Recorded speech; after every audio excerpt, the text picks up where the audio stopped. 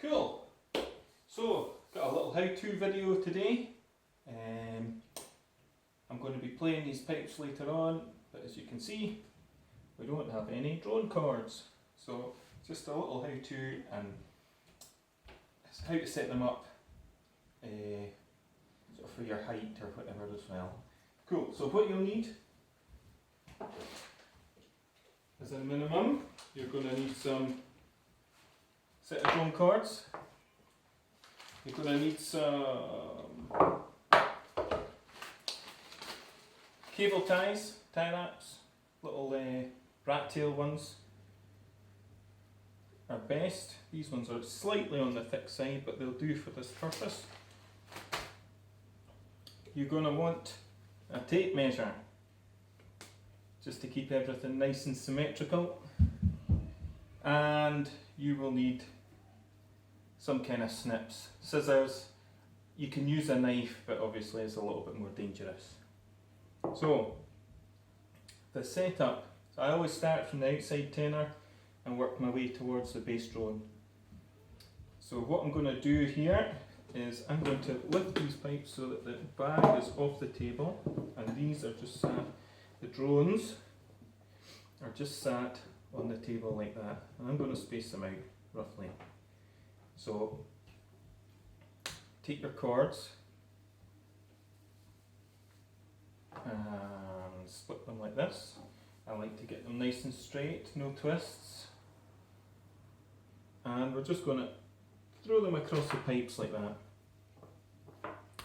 Now, loads of different ways to do this. Everybody's got their own opinion really. This is just my way. I like my drones quite close together, sort of about that. I just feel when I'm tuning, it's easier for me to blend than when they're way over here or something. You know, your ears here, so all you're going to hear is this tenor, and you know, getting these two right locked in tune, it just makes it a little bit more difficult. So I like to keep them about here, and once we get sort of the first tie wrap and that on, we'll go about measuring just to keep each drone the same distance apart from one another. So what you're going to do, take your tassel. I always put the tassel roughly to the first sort of projecting mount here. That sort of usually gives a nice length, and you just pop the drone through the cord. Take a tie wrap, and to begin with, we're just going to put these on loosely, and then you know we can tighten them up so there's some sort of tension, but enough so that we can still move the cord should we need to. So that's maybe a little bit long there. Don't know if you can see that. There we go. So with that like that, that tassel is going to hang roughly about where the bushing is, which is just what I'm after. So I'm going to tighten this one up, pull it tight, and that's going to be our sort of reference point, where we're going to start from along the way. So then what I'm going to do, so I'm going to put the middle tenor through onto the guides, and I should maybe pop this on here actually, I don't want this rolling off the table. Put the bass on like that, there we go. So if we get another tie wrap and we tighten up this side of the outside tenor, there we go. And we just want it centred on the drone. You know, you don't want one side like this and one side like that. We want it so that the drone is running perfectly through the middle of the chords. So I'll pull that tight again and just check that's in the middle. Great stuff. And just tighten up that tie there. Great. So that's bang in the middle. Now this is where it gets a little bit more, we have to use our tape measure. So I'm going to take another tie. There we go. I'm going to put this on going to keep this loose because we're going to be adjusting this. So I've pulled it down so that it's tight enough that it's exerting some sort of pressure on the chords, but I can shift it back and forward like that. Now I'm 6 foot tall, and I found a measurement of about 6.5 inches between drone centres is perfect for me. Now, whether height has any bearing on it, I just find that's the sort of measurement that allows me to tune my drones to the best of my ability. So, I need to move this drone in slightly. So you can see this is where leaving this a little bit loose helps out. So if I go drone centre to drone centre on the guide, that's probably, I don't know if you can see that off the thing there, about 6.5 inches, maybe just shy of it. To me, once these are up on your shoulder, that'll probably work out to be just bang on. So we put that like that, tighten this one up, right up tight, because we've got our distance correct. And then again, another tie, pop it on this side.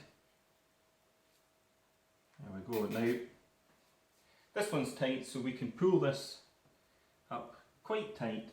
I mean, you don't want these throttling the drone, because when you're tuning, you're going to want this to twist. You don't see like that. You don't want to turn it and you'll be twisting the chords back like that. So there has to be a little bit of give in there. So this one's maybe a little bit tight. It's a little bit tight, but once there's sort of tension on there, it's not going to go anywhere. There we go. Great stuff. That's the middle tenor sorted. So, bass drone. I'm going to start off the same way. Pop the bass drone through. Now this time we're going across the midsection of the bass drone, not the your top part here. This bass midsection, this part that you use to tune your bass drone. And again, I'm going to set this about 6.5 inches. There we are. Another tie. It's pretty straightforward this, but can be daunting if you first set of pipes, you don't know what you're doing, never seen it done before. There we are, tighten this up. So again, that's on tight enough to have some friction on the chords, but not enough to hold it too tight that you can't adjust it. So that is bang on. If I pull that in there, that is bang on 6.5 inches. I think that looks pretty good to me. So again, tighten this one up. There we go. Now this one's a strange joint. It doesn't have a guide as such like the tenors. So we're going to leave this one, as long as this one is tight, you know, we can leave a good bit more gap here, because from here on now, the chords are going to go up to the top of the bass drone. So we need a little bit of adjustment here, but we want to keep it tight enough that it's not going to go over the projecting mount or fall off the bottom. We need to keep it in this little section. So if I get another tie here. Right. So that's it. There's a bit of give. I can't quite get my pinky through. So probably a little less than a finger's diameter. So if you're any Sparkies out there, IP2X or something like that. Great. So that is the basic part done now. We're going to move on to the top of the bass drone. So again, I'm going to have this turned up here, and we're going to go over this side. Again, try not to get any twists in your in your chords. I think it looks much better if they don't have any twists in them. Now this one I'm just going to make, turn this round a little bit, maybe be a bit better. I'm going to make this just a little bit slacker. I don't want this to be banjo tight, so just a little bit of slack like that. Right, we're going to get another tie. There we go. Now again, this is the first one, and there's no sort of scientific measurement with this one. We can really just make this tight. Make the tie tight, not the drone chords. There we go, and that's tight. Perfect. I'm just going to let my dog out because she's missing her mummy.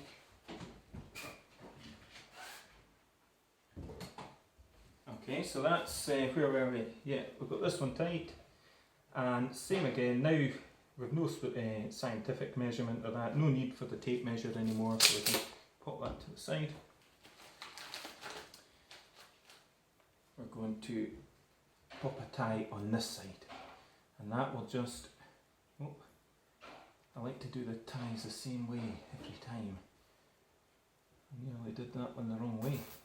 That's just me being a little bit anal, I suppose. Now, try and get this so there's no twists and slide it in.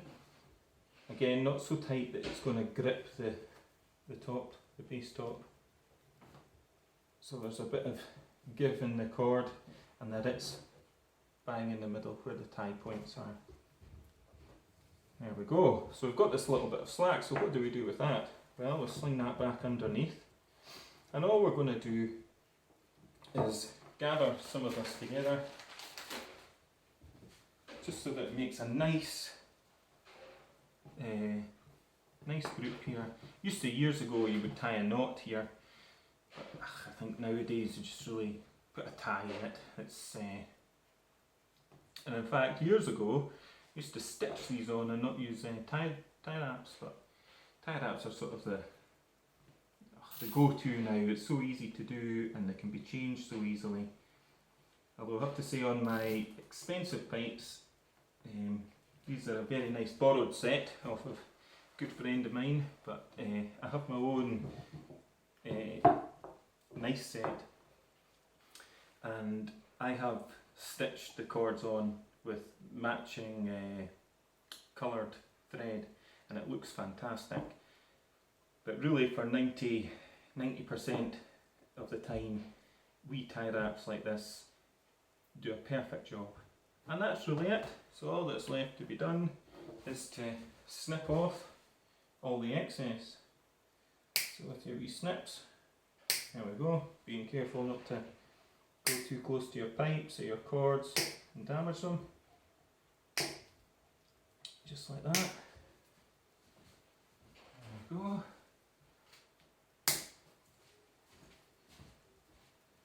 There we are. And the last but not least, Shinakite. There we have it. There you have it. That is how to put drum chords on a set of Highland bagpipes.